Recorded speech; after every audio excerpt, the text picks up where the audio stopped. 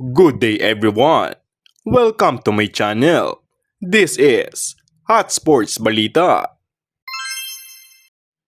Para sa balitang sports, naging usap-usapan kamakailan ang tila pagbatikos ni Boston Celtic guard na si Jaylen Brown kay Bronny James, na anak ni NBA all-time leading scorer na si LeBron James.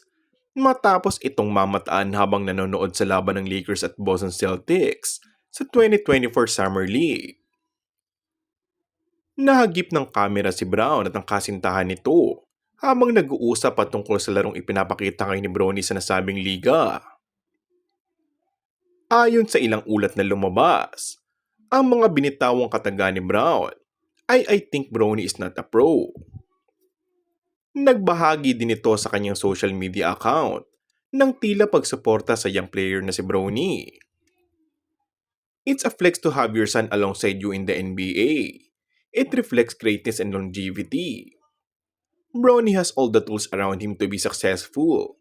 I look forward to watching his growth." Samantala, nagbigay ng reaksyon si NBA superstar LeBron James matapos makarating sa kanya ang naging pahayag ni Brown patungkol sa kanyang anak. At tila hindi nga nito nagustuhan ng nasabing pahayag ng Boston Celtic guard. Ayon kay LBJ, "Let's see till I get back. I'm still busy now with the Olympics." Maikli ngunit tila makahulugan naman ang naging tugon ni James para kay Brown. At marami ang nag-aabang sa mga posibleng mangyari sa pagbabalik nito sa NBA. Kung bago ka lang sa aking channel ay mag-subscribe at pindutin na rin ang notification bell. Maraming salamat!